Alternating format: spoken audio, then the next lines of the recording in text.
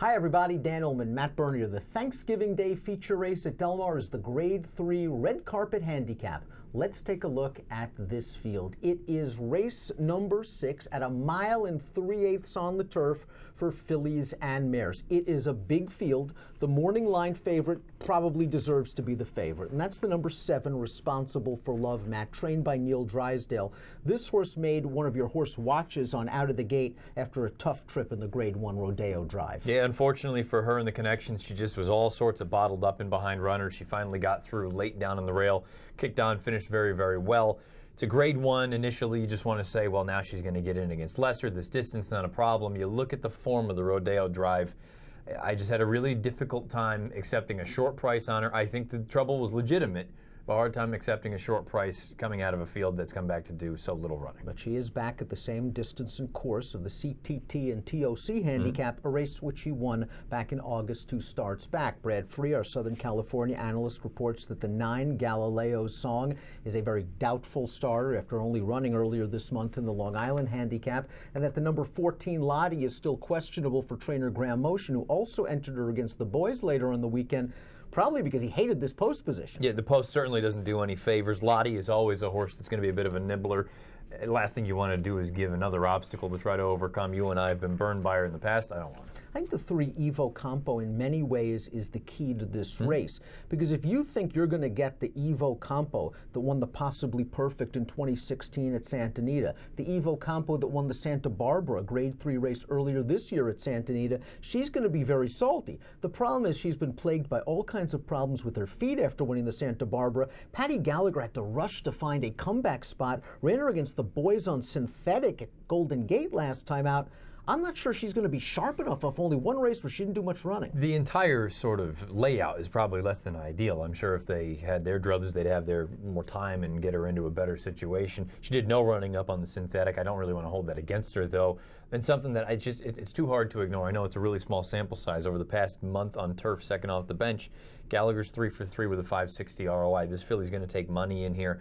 Bejarano at least has had some good success with her when they won the Santa Barbara. I think if she runs her race, she's strictly the horse to beat. And that's a really interesting formulator fact, because if you just go back on Evo Campo's past performances, when she won her 1X, it was second off the layoff. When she won the Possibly Perfect, it was second off the layoff. Maybe all the Gallagher-trained horses need are a race under their belt to get back to their best form. I think Lysine is somewhat interesting down towards the inside. She lacks a winning profile with 9 second-place finishes from 29 lifetime starts, but James Cassidy has really not stretched this horse out. Interesting, because she was able to win at 12 furlongs last year in France. Maybe she's just been waiting for distance. It's entirely possible. That most recent start, I don't want to hold that against her. Those were better horses going a distance probably far too short. I thought the run 2 back, though, non-winners of 2 other than, I thought she ran fine. I just didn't think she was as good as How Unusual, and that's why I would side toward the 13 as opposed to the 1. Let's get to How Unusual, who beat 3 of these common rivals. One of them, Lysine, last time out in that non-winners of 2 other race. I thought she looked really solid, and that's what she's been, a really solid horse for most of her career.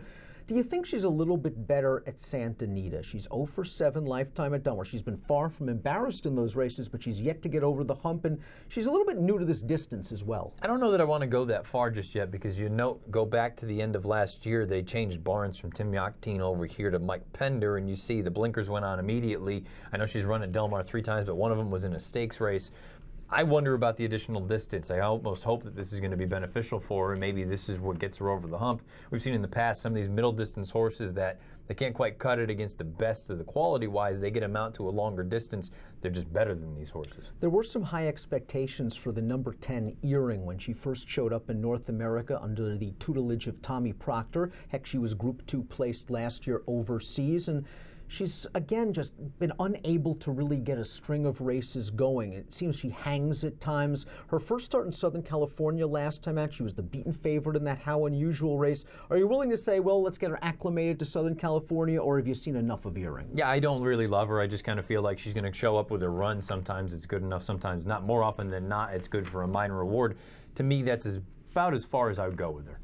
This is an interesting pace dynamic at 1 mile and 3/8. I'm not really expecting there to be a lot of blazers. And as we see the Timeform U.S. pace projector, I will have to concur. I think the 8 Do the Dance at 20-1 on the morning line is probably going to make the lead, stretching out from 1 mile races to this 11 furlong race. Last time out in the Swing Time Stakes, she was 54-1. She was probably never going to win, and she faced Belvoir Bay, who came back to win the Ken Matty Sprinting with a 96 Beyer speed figure. This is a filly who 2 starts back, they let her run early. Probably the similar situation as the Timeform U.S. pace projector. She ran really well. Can she steal this? I like her a lot. I think there's a lot of talent here, and I understand maybe it doesn't look like there's been that much success on her page, but at the same time, when you let her get out there on the front, which is what she's probably going to have on Thanksgiving, that makes her dangerous. I'm terrified of the distance. I don't think she wants any part of it. I think she's best 8.5. You go to that run 2 back. I know she ran against some good runners, Quarter Ballet. We know Prize Exhibit at this point in her career.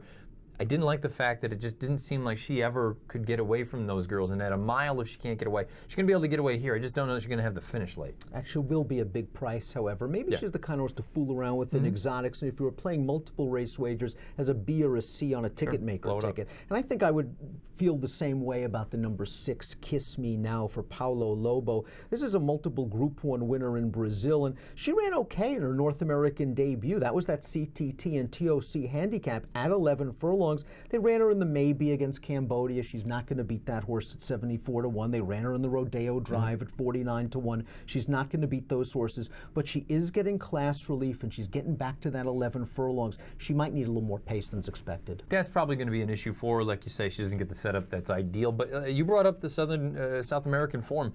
I mean, she ran into Donna Bruja, and she wasn't embarrassed by her. So I wonder, again, the additional distance that probably helps her.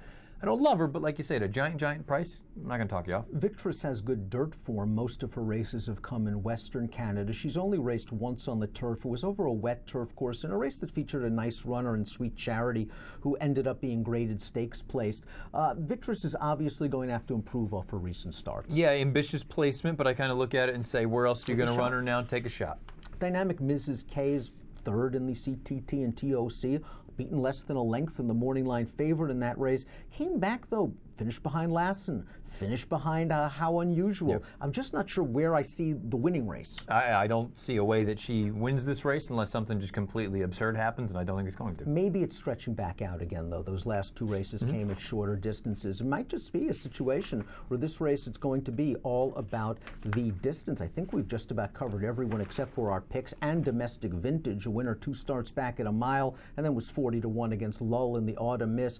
I think this is just a situation where Neil Drysdale is hoping the distance is her friend. You know, we talked about it before the Autumn Miss. If you believe the Timeform U.S. number 2 starts back of a 120, she is squarely in the hunt. The problem is that's the outlier. I think we want prices in this race. We do admit that Responsible for Love is probably the horse to beat off her Trouble Trip last time out. Now gets the class relief. But let's throw up our selections for the red carpet handicap. Tell us about the number Fiva, La Montegria, a winner at this distance at Saratoga. 3 starts back, then took on a good one. Yeah, it took on Daddy's Little Darling, and we know what she's capable of at her best. That was 2 starts back in the Dueling Ground Oaks. Look, she's not, when you watch her, she's visually not that impressive. She's just going to kind of grind, and I think that's going to be the benefit here, where 11 furlongs not going to be an issue. I'd like to think that Kent DeSormo can get her forward enough. She's not going to be on the lead pushing Do the Dance, but I think she could be sitting 2 or 3 lengths off of it, and if it turns into a staying fest, she's not going to be able to outkick anyone, but if she gets the jump on the real closers from the back of the pack, I think she's got a mild puncher's chance in here at a big number. I'm just going to take a chance with the 11 Birdie Gold. I'm not exactly sure how I feel about Birdie Gold. I've only had 1 chance to see her in North America. That was in the Breeders' Cup Filly and Mare Turf, where she was facing some of the best Filly and Mare Turf horses in the country and the world, and she was beaten 8 lengths. She really never fired. She was probably overmatched. I'm kind of going to give her a chance. She's by a Belmont Stakes winner, out of a mare by a Belmont Stakes winner, so I'm thinking 1 mile and 3/8 should be okay for her. She's a lightly raced 3-year-old. Yes, she has to take on older horses, but I think there might be a forward move for trainer Gary Mandela. I'll take a chance with Birdie Gold. Both of our horses are 15-1 on the morning line. You're going 5, 7, 13, and 3. I'm going 11, 6, 7, and 8. If you are playing the Thanksgiving Day card at Del Mar, please utilize DRF Bets. Good sign-up deal. You get $300 straight away at drf.com/fall when you use the promo code FALL300. Approximate post time for the Grade 3 red carpet, 1:30 Pacific. Good luck.